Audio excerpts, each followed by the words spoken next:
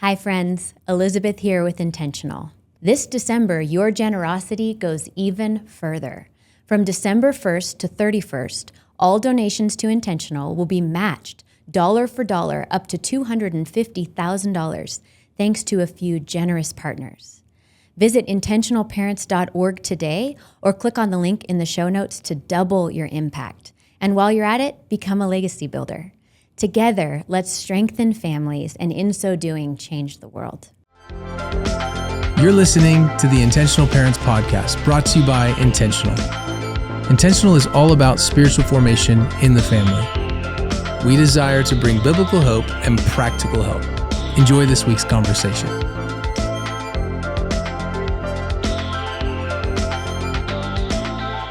Welcome back to the Intentional Parents Podcast.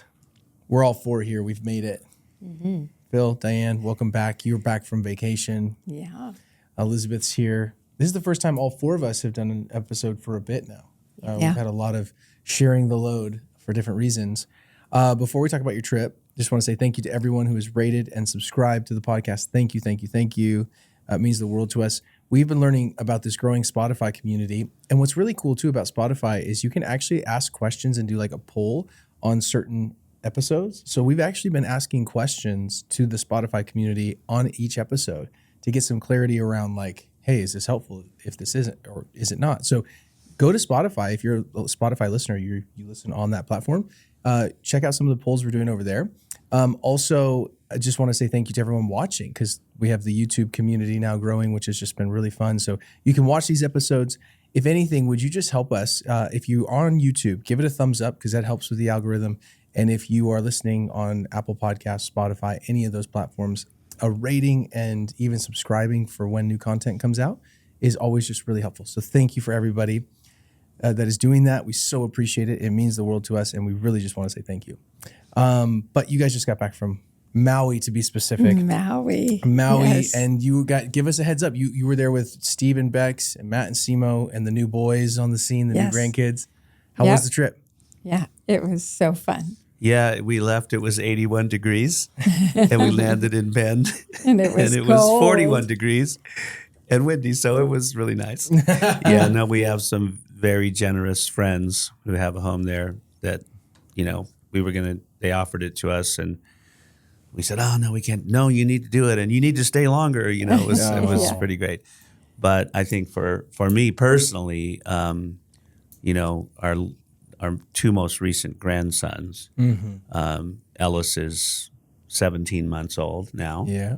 Yeah, and Solomon he's going to be 1 in December, so, 10 months old. And those are the two that don't live in Bend. So those are the two, one's in LA and one's in Portland. Mm-hmm. So for me to have a week with them, bonding with them, I feel like they know me now. You know, Solomon fell asleep on my chest, rocking him and stuff like that. So it was pretty special. And for both couples, I think, they've been through a lot and they're working hard. And so for them, it was super refreshing. Mm-hmm. Brought our family, time together makes you closer. Yes. And you can do FaceTime and all this kind of stuff, but there's nothing like being together and eating meals together. And but I want to also highlight, you guys really, you do live what you preach and teach, which is amazing. And you guys really, you guys have said, you're like, we're at our stage of life, we don't need another vacation. We really want to do this with our kids, Yeah. And what I think is amazing, and to your own detriment, because you guys were just tell everyone where you were sleeping. Where were you sleeping? you're on this luxury, so to speak. Well, we did get a few nights in a real bed. I'll let Diane tell about that. But we stayed a few extra nights. So, we still like being alone together. In fact, one of the things we did decide is we definitely want to go to Carmel next year. It's our honeymoon spot. We try to go every year, and we thought we need to go as long as we can. It's our romance spot. But anyway, you could tell them about the. So we invited the two couples with the babies to come with us before we understood that it's a good size house. Yes. With good sized bedrooms, but there are only two of them. So we didn't quite do our research. And so we bought two of those twin size blow up beds, that you plug into Costco. the wall. Yeah. And I bought them on Amazon. Oh, Amazon. And we put them in a suitcase and brought them over with us. So Phil and I set up the beds in the dining room for us to sleep there. There were enough beds. There's a master bedroom that's nice and large. And then there's another bedroom with, I think, a queen-size bed and 4 several twins. bunk beds. We were there. So like our kids said, oh, you can just sleep in here with us. And we were saying, we are not going to sleep in there with you guys. We want this to be a good vacation for you, not, my mother-in-law was sleeping 10 feet away. Well, from what our kids tell us, Pops is snoring. They don't love it. Birdie started putting herself in the other room now. Yes. She's like, Pops is snoring. Sloan doesn't even hear it because I think she snores. Well, because she snores probably louder. Sloan, I feel like you guys should have a competition. I'm not constant. I'm periodic. She's constant, basically. She's constant. Yeah. But I mean, that's a testament to you guys. You're literally sleeping on air mattresses in a dining room, and I all to say, like, I know that you could have done that differently in a sense, but to do it in that way to serve them and help them. And I just think it's beautiful. And I'm really glad you guys had that time. But the trade-off is that our kids felt loved. They felt the generosity of it. They had a whole week to just unwind from. Both of them have had, like Phil said, rough years. Yeah. A rough year, adding a baby, their careers, all of that. It's a lot. The payoff was these little boys really know us, and we were able to love our adult kids and have some of the best conversations we've had in a long, long time with them. And it was this is the stuff that money can't buy. No. Yeah.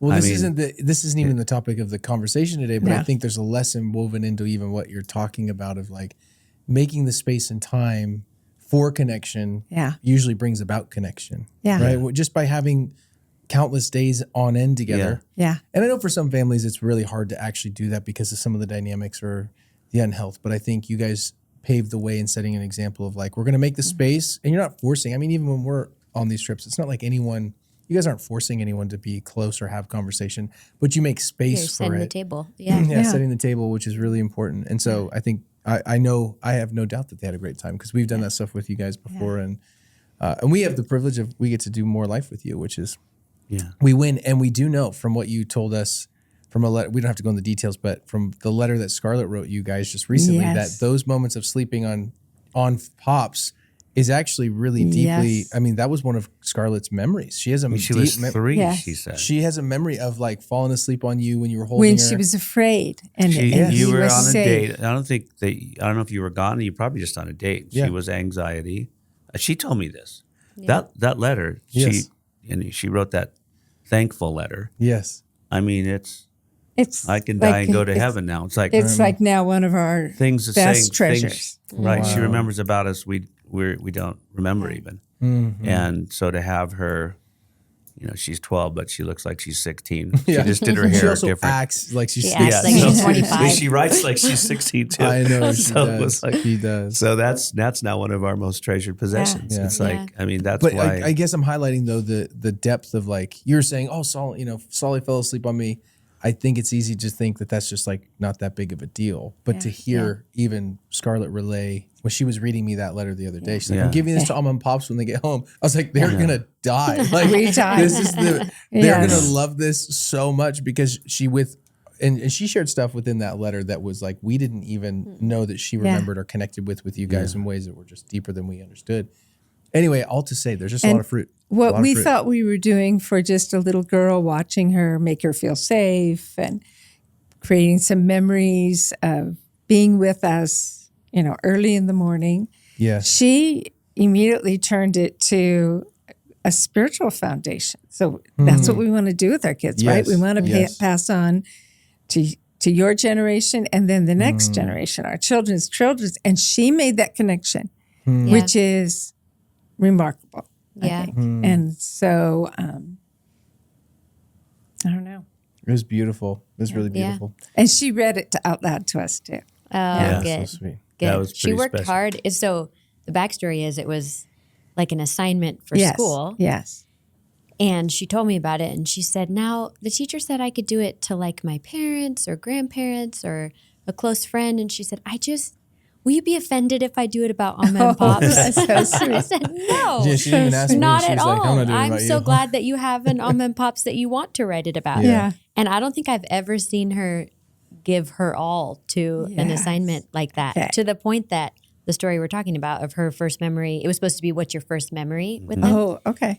And she had a different story in there that she really liked, and she'd written it beautifully. And then she sat with it for a while, and she just came into my room all like serious and said, Mom, I need your computer because I have to change that story because that's not actually my first memory. Oh, wow. And then she told me what it was, and she's like, Mom, it has to be my actual first memory. Okay.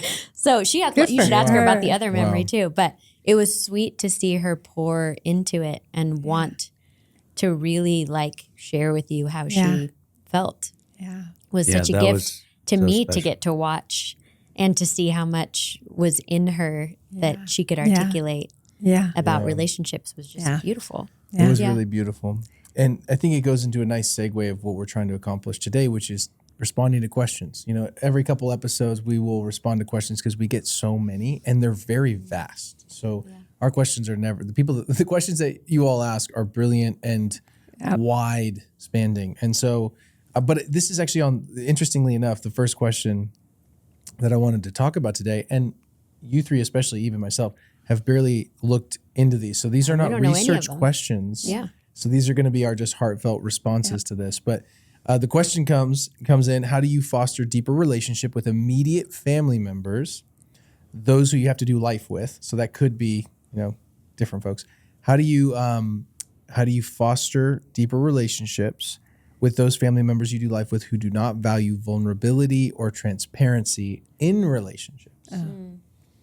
So I think this is actually, we're kind of already talking about that right now. Yeah. So I just feel like this might be a good segue naturally into this, responding to this question. We're all just looking. Any Well, first I have thoughts? thoughts. I just don't Yeah, want to go. take I have a over lot to first. do Yeah, too, Mom and yeah. I. Feel free. Yeah, Yes. I mean, the first two things, trying to decide, lots of things, trying to decide what to say first. First of all, whoever's asking this question or those that didn't ask it but are experiencing this, that's really hard.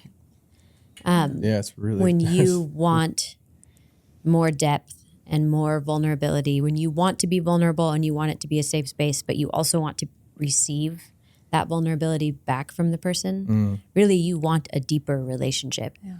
And when the other person doesn't appear to want to, that's a grief and it's lonely and it's hard. So I would encourage you, if that's what you're experiencing, don't just breeze past that. It's fine, it's fine, it's fine. Like let yourself feel the fact that the people who are, it sounds like they're family members doing day-to-day life, you want a depth of relationship that they don't appear to currently want. But so often it's not that people don't want that. Most of the time it's that they've never been shown how.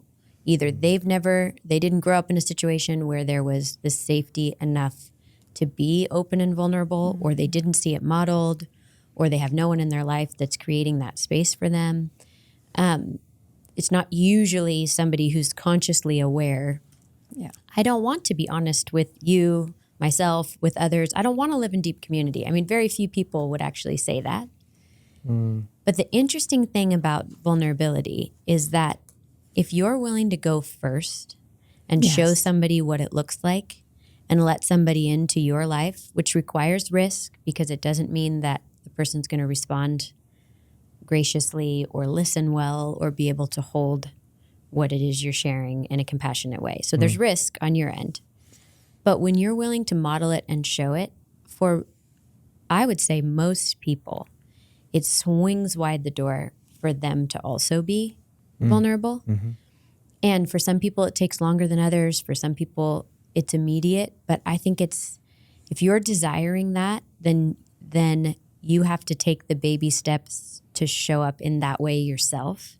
And if it's somebody who's really close, I think you have a conversation about it. Hey, I would love us to be able to be closer and to be able to like share with each other what's really going on. Like, do you desire that too? I know it's going to feel awkward at first, but like, could we try? So often the things that we're frustrated about in relationship are things we haven't tried to communicate about. Yeah, I think when it comes to vulnerability and transparency, you have to go first. But it always opens, just to repeat what you're saying, it always opens a door in so many beautiful ways because it gives people permission. I mean, so much of this is about permission. Like, can I be vulnerable and transparent? Am I safe enough to do that? And to your point, I didn't grow up in that culture that even knew that language. And so it's really awkward when you start even doing relationships with other people that are like that. Like, what does that even feel like or look like? And it's very confusing. And so I'm just agreeing with you 1,000% on that. That's really helpful. Phil+Diane, your thoughts? I have a few, but you've covered many of them. Just we just come from different vocabulary and angles sometimes. I wrote the same thing. You go first, and when you're sharing, be honestly open and vulnerable. So it's not patting yourself on the back. It's saying, I'm really struggling in this area, and then ask for input. And allow yourself to listen to input. Like, I'm really struggling with, you fill in the blank, anxiety over my kids, my teenagers, maybe. So you be specific enough and say, do you have any thoughts on that? What do you think about that? So you're actually inviting them to speak into your life, which I think makes them feel safe. Like that you actually, and the word invitation keeps coming to mind too. You're constantly issuing, because we're not in a world where, we don't live in a culture right now that is necessarily safe, and people give their opinions too freely and too harshly and too loud, and my way is the only way. So it's like our whole culture needs to learn the back and forth of a real conversation again, like inviting and questioning. That's so interesting because I literally just had this conversation with Duke on the way to dropping him off at school before coming here. He was telling me that he was... Is he going to want you to share this story? No, I'm not going to share the whole story. Oh, okay. But he was talking to a friend who was sharing just things that were going on in her life that were hard. And he said, Duke is like, when he's ready to talk, you just got to stop everything and listen, but you can't make him talk when he doesn't want to talk. Yeah. So he just was really, the drives to school are great because he was just really chatty. And he's just telling me all about how she was telling him all these hard things that she's going through. And he said, and I just told her, like, hey, I just want you to know I'm not going to give you my opinion or tell you what I think you should do, because I just don't find it helpful when people just immediately start telling you what to do. I'm just going to listen and ask you questions. I'm so proud. He says it, and I'm sitting there in the passenger seat. He's driving, and I'm like, "Oh my gosh, I'm so proud right now." Yeah. And we had this whole conversation. Don't worry, he has his other things. He's got other things. Win, I know this was a big win, but we had a whole conversation about how we don't live in a culture that knows how to listen or make people feel seen. Yeah. And that this girl was sharing. Yeah, I feel like all my friends, like, I start to talk and they just don't even listen, or they just start giving me advice that's like bad advice, and it makes me so mad. Or just saying nothing. Have you ever done that? Been vulnerable with somebody so much, and they don't even use words to make you understand. And my favorite phrase for that I've heard both of you use frequently is "tell me more." Oh, totally. Or could you explain that a little more? I want to understand. Yeah. Not ever asking a question that would make somebody feel defensive. No. But just really, and this happened to us when we were in Maui. So Phil had done recently gone through with a friend of ours a life plan. Yes. Which is, I highly recommend at every stage of your life. I love that you're doing it at this age and stage. It's so cool. Me and too. I think that's such an example to people that you're still evolving. No, I mean it, because how many people that are 10 years before this have already said, I'm done. I'm coasting into heaven, right? Like they're back, and you're still like, hey, like 74, I'm going to still do a life plan right now. I want to do a life plan. I think it's awesome. But remember, Steve wanted to know all about it. He was not going to let you get off the hook by generalities. And so we sat around having brunch out on the back, beautiful back deck overlooking sweeping lawns and palm trees. So it was a great setting. But they wanted you to say more. They wanted me to be vulnerable, to open up my heart to them. Yeah. They wanted to know what I'm feeling. And he was and what genuinely I'm thinking. interested. Yeah, I was honored that they cared. Yeah. Yeah. Yeah. Yeah. Brooke here. In case you missed the exciting news from Elizabeth, this December, your generosity goes even further.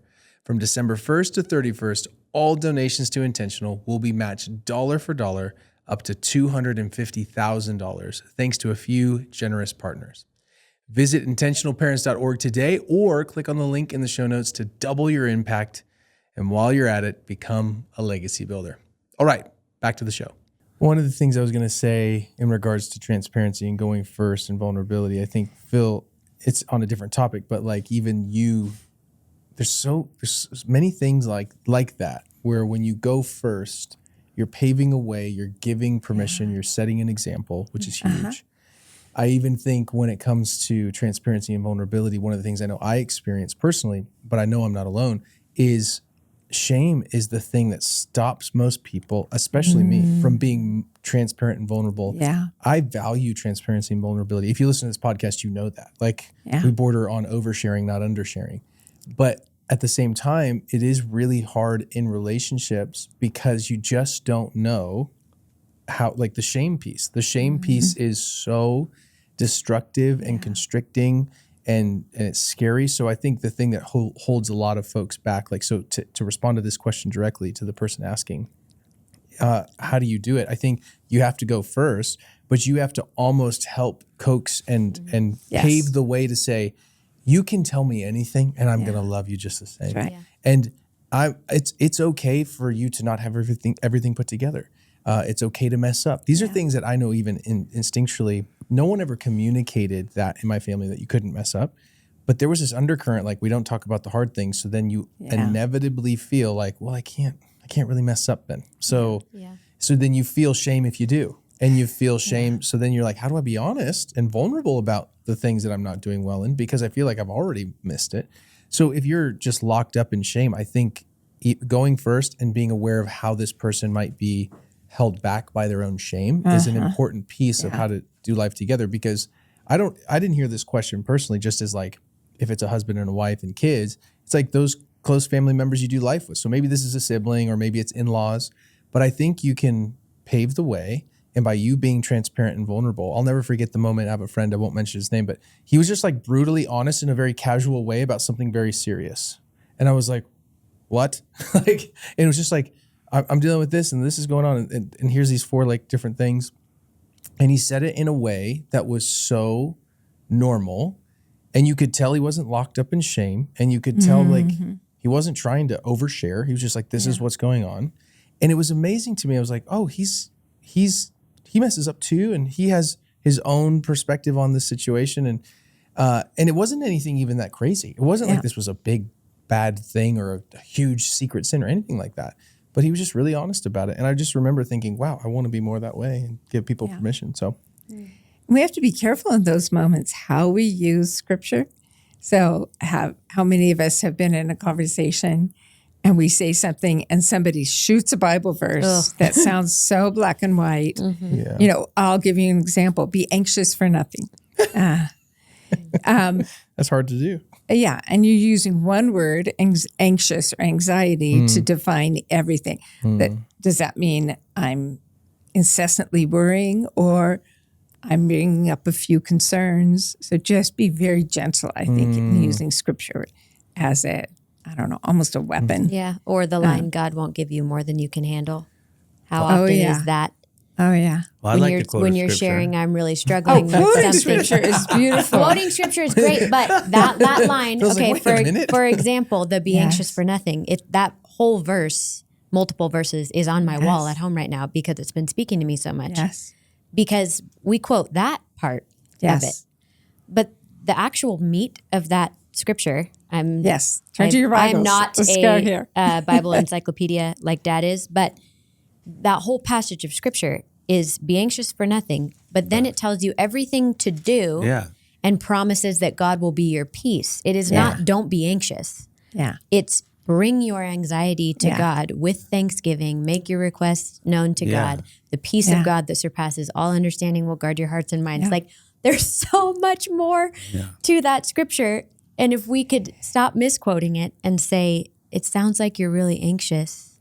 I wonder if bringing all of that to God and asking him and thanking him, like if we could say that, that would be very different. Yes. I still do love the meme going around. I've mentioned this recently, but I can do all things through a verse taken out of context. I still love that. Such a good meme. I still love that.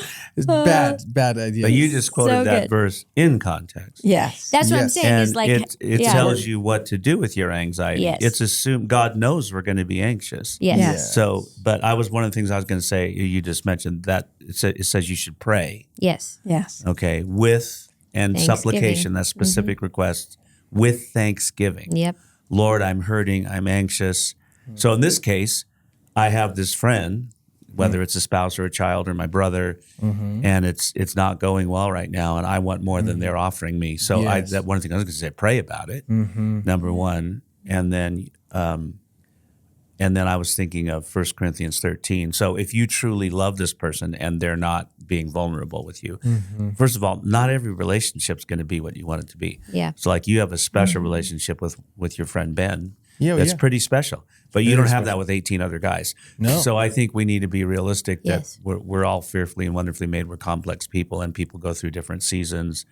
You know, even I went through a difficult season, a couple years ago, and so we're not always, in this wonderful space. So I think not always love is to love the person where they're at. So like in Proverbs, it says a friend loves at all times. Okay, and I think, and then it also says there is a friend who sticks closer than a brother. It doesn't say there's 20 friends that stick closer. There is a friend. Sometimes you have these special relationships. Yeah. And then I think, whenever we talk to couples that are, dating, like, sometimes it's not equal, right? Like the guy loves her more than she loves him, and so it takes a long time to figure that relationship out. So I just think 1 Corinthians 13 says love is patient, love is kind. So I think with this other person, this question, they're saying there's another person that I want to be closer to, and they're not responding in that way. So I would say pray about it, be patient, and love them where they're at, and then don't give up hope, because love hopes all things.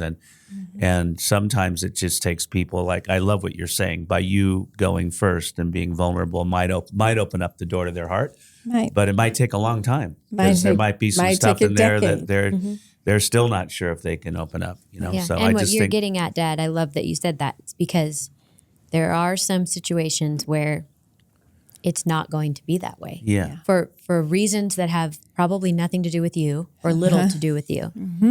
And sometimes we have to allow ourselves to grieve it, but then accept the relationship for what it is. This has been a big thing I've learned in my 30s of like, I want every relationship to be deep and vulnerable and committed and loyal. I want all of my relationships to be like that. And I was growing really frustrated when it felt like certain ones that I wanted to be that weren't.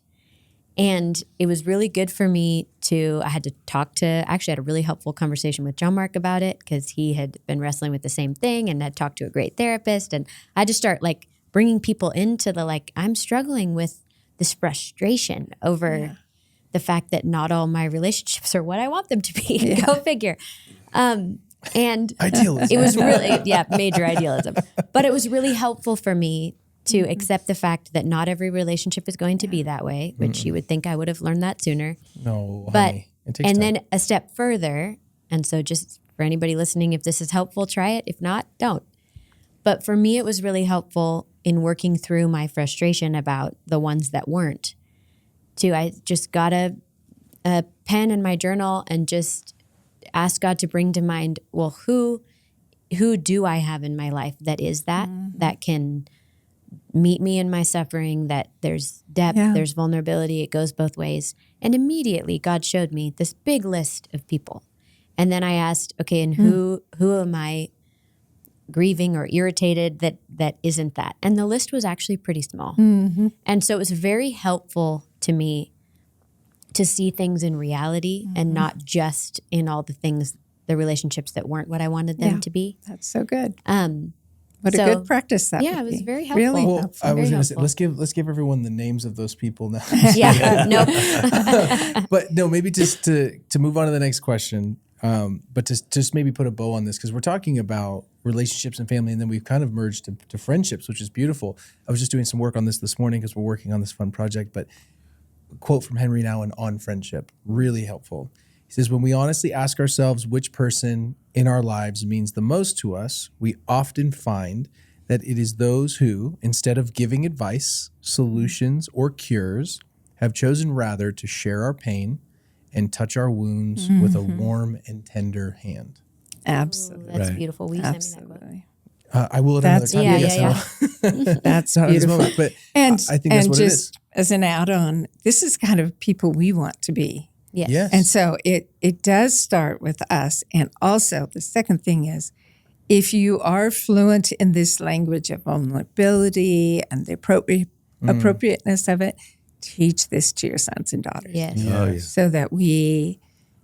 So that your family can be different. You definitely taught Scarlett the language of encouragement. Oh, I mean, man. she read a 4-page letter to us just oozing encouragement and love and gratitude. That's your work. I mean, Yeah. you're not the only people that influenced her, but you've poured out your life for that Yeah, girl that's for right. 12 years. Yes, we have.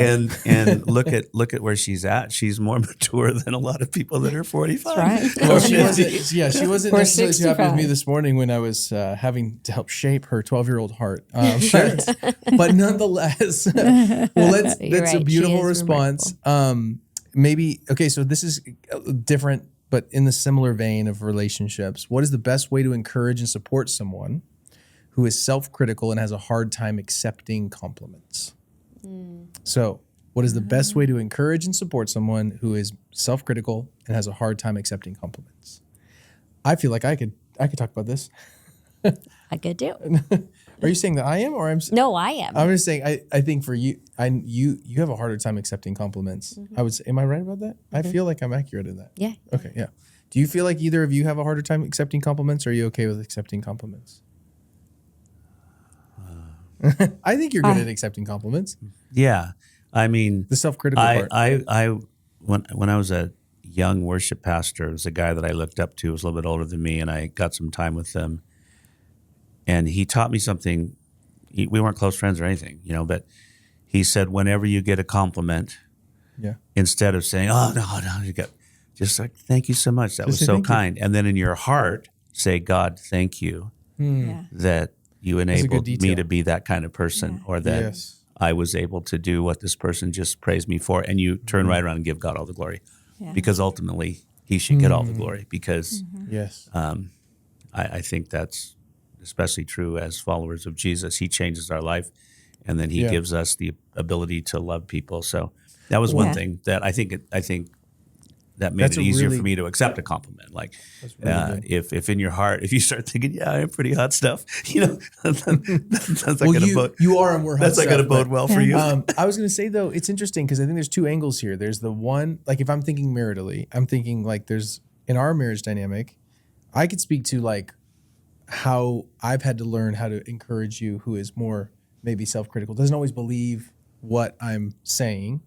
And then also I think God has put a lot of folks in my life for whatever reason that are self-critical and maybe hard of accepting compliments, are just like the typical Have maybe a strong inner critic. inner critic. That voice is so strong that when you compliment and like give a contrary voice, it's almost like, what are you talking about? Like the voice in my head is saying constantly that I'm none of those things. So why would I believe you who just comes in for a quick second to encourage? So I think there's both angles there. Do you want to start on yours? How can people that are not self-critical encourage somebody who might just have a strong inner critic from your perspective? Okay, well, one's easy and anybody can do, and one requires more vulnerability and depth of relationship. But an easy one, I think it's easier for somebody that it's hard to receive encouragement, I guess. I like the word encouragement better than compliment, but both. I mean, similar things.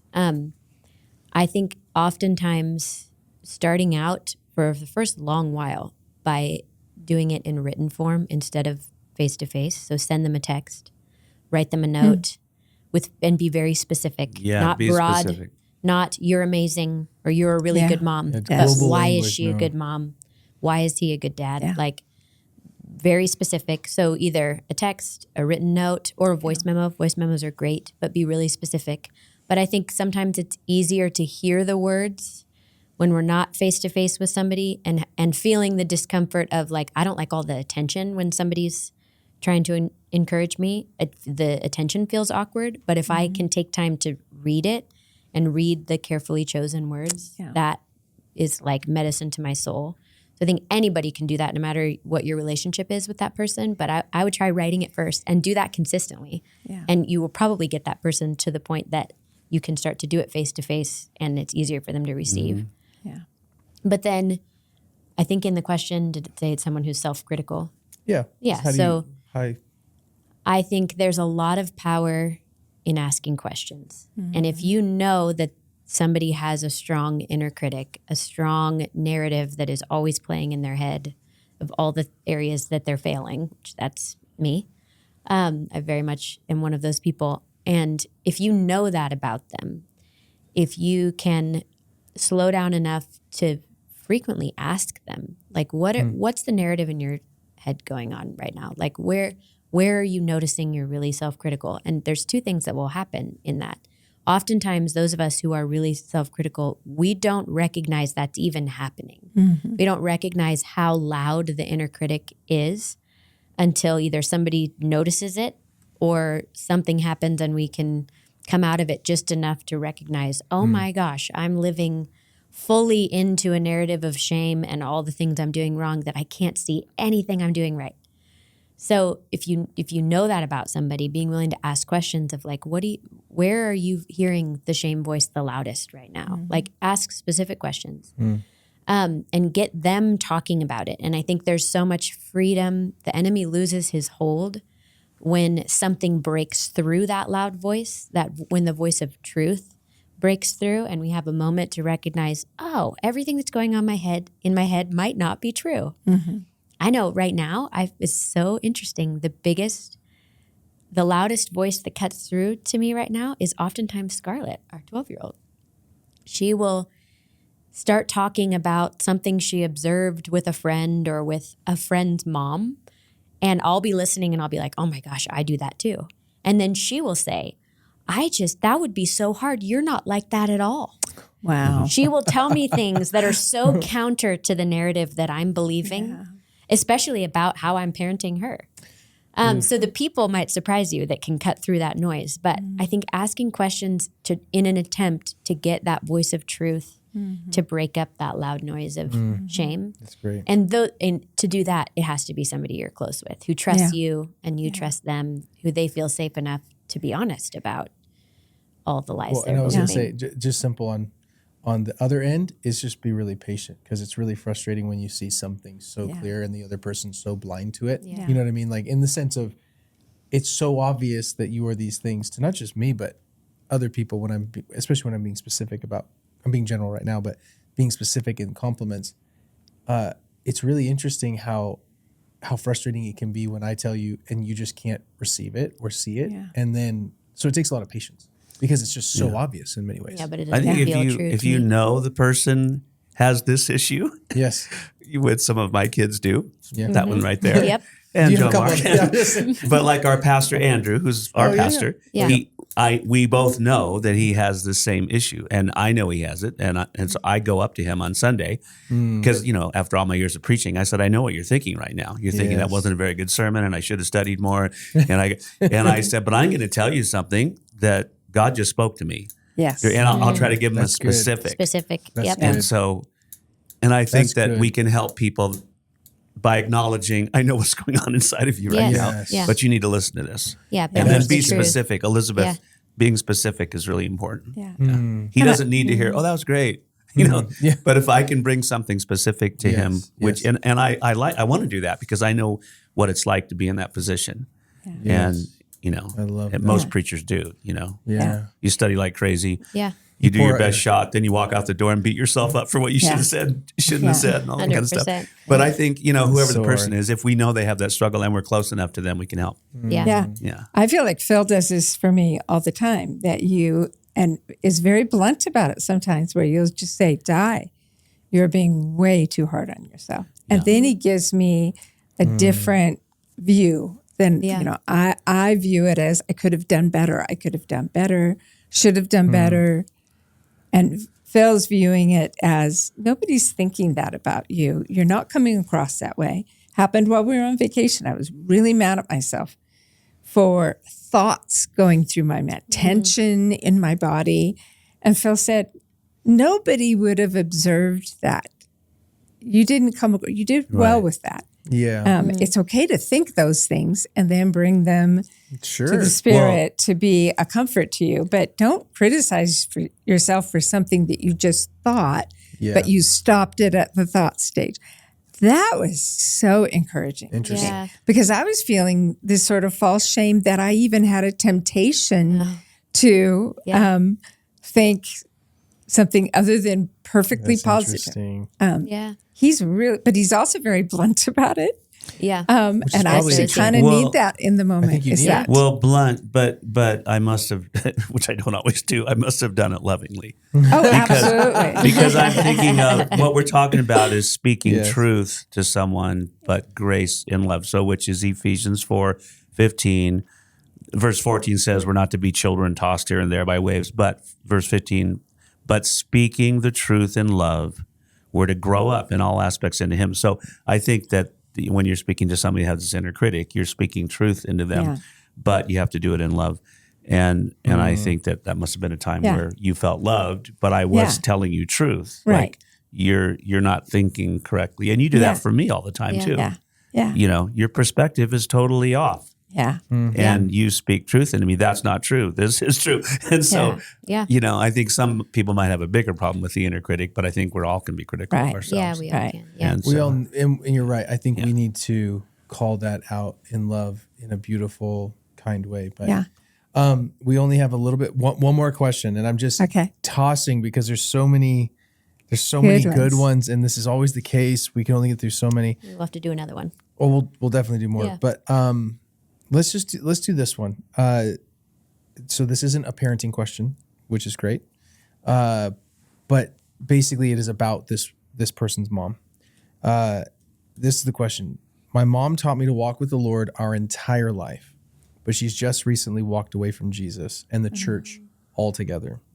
So it sounds like she's maybe older. How do I handle this? Do I keep confronting her about it, or do I just pray for her? I would say the two solutions are not the only ones that you just suggested. That'd be my first thought. But I'd love us to maybe land here. What do you do when a person who taught you the way of Jesus is exampled what that was, then changes their heart, mind, and rejects the very thing that they instilled in you? I mean, that's a really, really tricky dynamic. Can I just, my first thought on this one while you guys are, I know you're looking up a scripture, so my first thought is I don't think you have to break relationship just because this dynamic has changed. Now, it's going to look very different, and I think the closeness will be different and the pain's still there.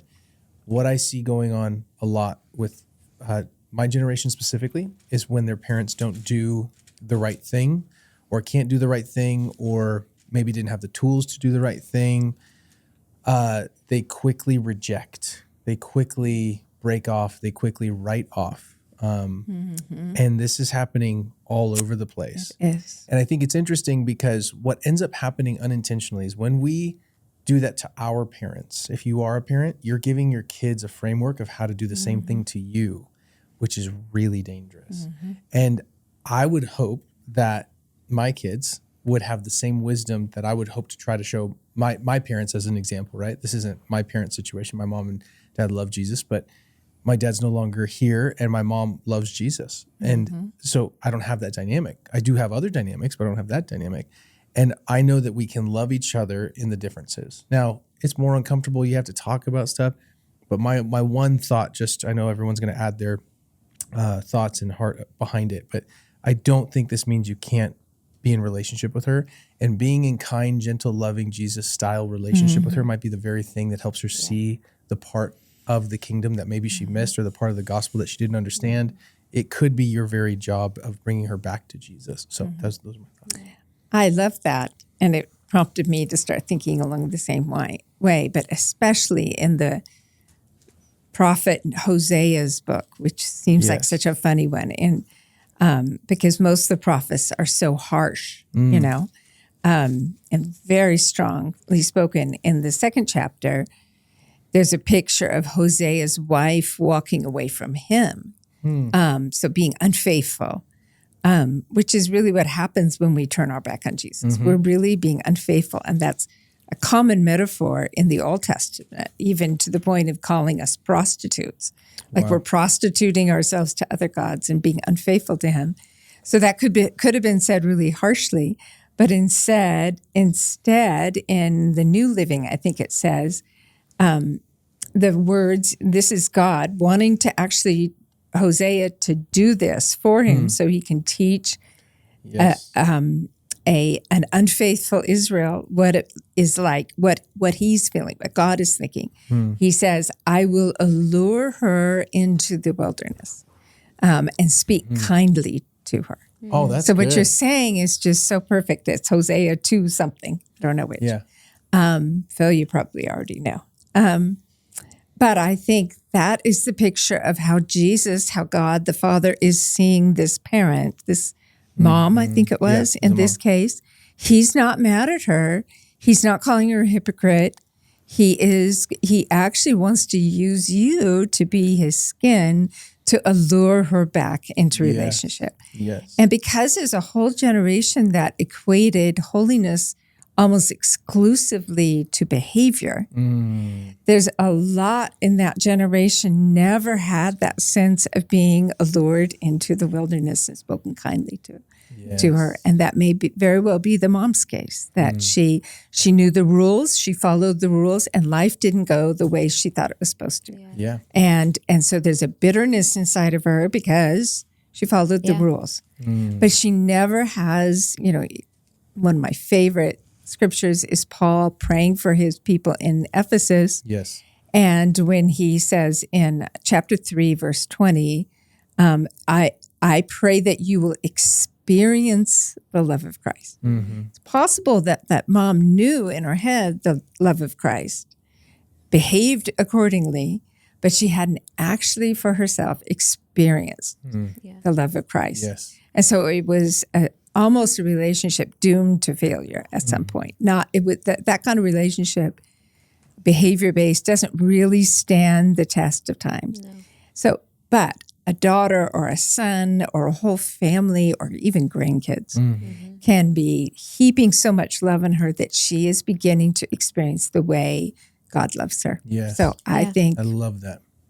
I'm just echoing what you said. Yeah. No, I love that you brought in that perspective. That's what I was thinking the whole time of in what we're seeing, to your point, what you said of how many of people in our age and stage are completely rejecting their parents because of pain that was caused by them, that they do need to be able to be honest about and heal in their own story. But often what we're seeing is we've lost the ability to hold empathy and compassion and curiosity for where our parents came from. Yes. Yes. And you can't always do both at the same time. Oftentimes you have to face the pain that it caused you first. Yeah. But then you need people who are going to help you journey through understanding where your parents came from and why these things happened. And so I love that that's what you're saying of being curious about what was her upbringing like? Yeah. What was her foundation of faith like? Because more often than not, I would say every time, there's a reason that people walk away from Jesus or deconstruct their faith. Yeah, or it's usually big stuff. It's usually big stuff. And so I love that with our parents, not just ones who've rejected God, but our parents who have maybe hurt us or there's things that are still hard, we have to be able to hold that tension of understanding where they came from. And I hope that my kids do the same for me of the areas that I wound them, because I know there will be and are already, that they would be able to hold space and compassion and understand the unique dynamics of our family and that I was doing the best that I could. And I hope that they can have that curiosity with me. Yeah. So I love that you went there. Then I was just, John Mark's book, God Has a Name, just recently was re-released. Yeah.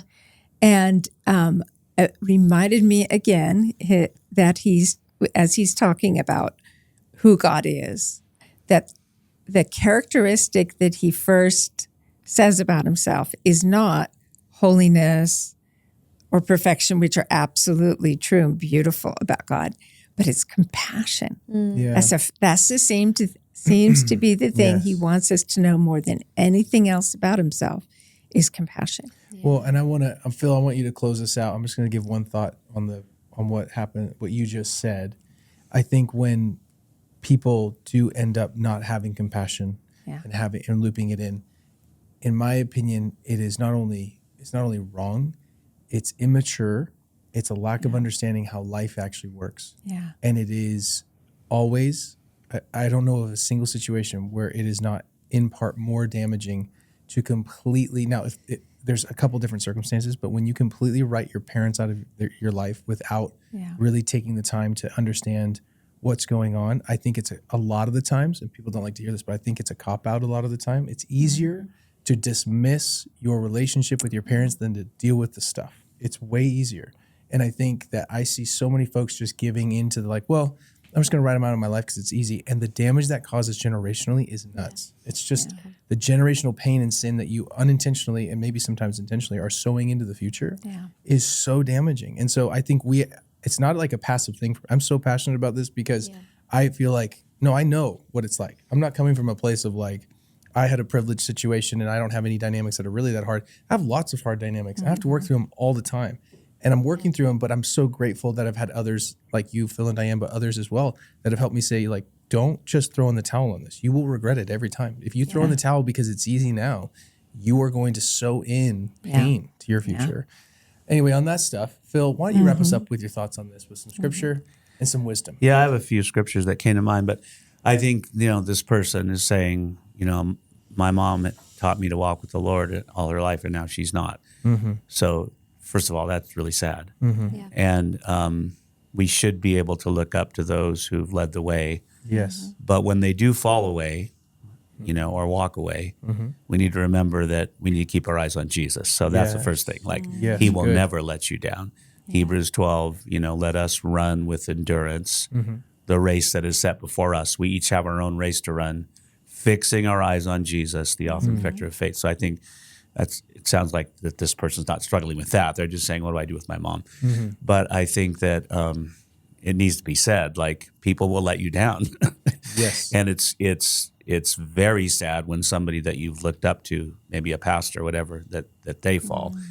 And it shakes a lot of people's faith, but it shouldn't shake your faith if you're following Jesus, because the heart, Jeremiah says the heart is deceitfully wicked. So we have to watch over our hearts and we have to keep pursuing. So I don't know what happened for her mom to walk away. But a few scriptures came to mind real quick. One is I just finished reading James. I'm in 1 Peter now, but James ends with, if you're sick, call for the elders to pray, confess your sins to one another. Then it uses Elijah. Elijah was a normal person. He was a like man like you, and he prayed, and it didn't rain for 3 years, and then he prayed again, and it rained. And then it says, my brothers, if any of you strays from the truth, so this mother has strayed from the truth, and one turns him back, let him know that he or she who turns a sinner from the error of his way will save his soul from death and will cover a multitude of sins. So I say to this person, pray that you get the opportunity to turn your mom back. That's good. And if you don't, pray that somebody else will come into her life to turn her back, because it can save her soul from death. I mean, she's dying inside. Yes. She's turned away from the life giver, and she's going to try to find life someplace else, and she's not going to find it. So some kind of hurts caused her to do this. Yes. And so I would say pray that. That's the end of James. Yeah. And then just remember that it's that God is always faithful. So it says in 2 Timothy 2, if we endure, we shall reign with him. If we deny him, he'll deny us. But if we are faithless, he remains faithful. So she's faithless right now, but God's still faithful. He hasn't given up on her. She's given up on him. That's what we're saying. But God hasn't given up on her. Yes. Which reminded me of 1 Samuel 12, where Samuel, who's a prophet, it's his job to pray for Israel, but he's saying the same thing. He said, "I pray for you." And he said to the people, you've committed all this evil, yet don't turn aside from following the Lord. Serve him. But then he says, You must not turn aside, because then you're going to go to futile things which cannot profit. So that's what this mother has done. And we see this with our kids. This goes with our kids too. When we see a son or daughter that we love and they deconstruct their faith, which just means walking away from following Jesus, it breaks our heart, but we can pray. One thing you can pray, because nothing's impossible with God. And then, so he says, you don't turn aside to futile things, but the Lord will not abandon his people on account of his great name. In other words, he's not going to abandon you. And then he says, for me, Samuel, far be it from me that I should sin against the Lord by ceasing to pray for you. But I will instruct you in the good and right way. So I think you can still say in love to your mom, it breaks my heart that you've walked away from the Lord. I love you the same as I loved you before you did, but I just want you to experience the joy I have right now. So we're going to keep hanging out, but I'm praying you come back to Jesus because he loves you and he has never stopped loving you. That's the approach I would take with a son or daughter. Don't break off relationship. It doesn't mean that you're going to say, oh, it's okay that you're doing heroin. No, whatever. I mean, it doesn't mean you don't talk to the person about things, if it's a son or daughter, but you love them where they're at and you realize that God hasn't given up on them. So those are my thoughts. Well, that's a wrap today. We're going to answer more questions, but thank you everyone for listening. We'll be back next week.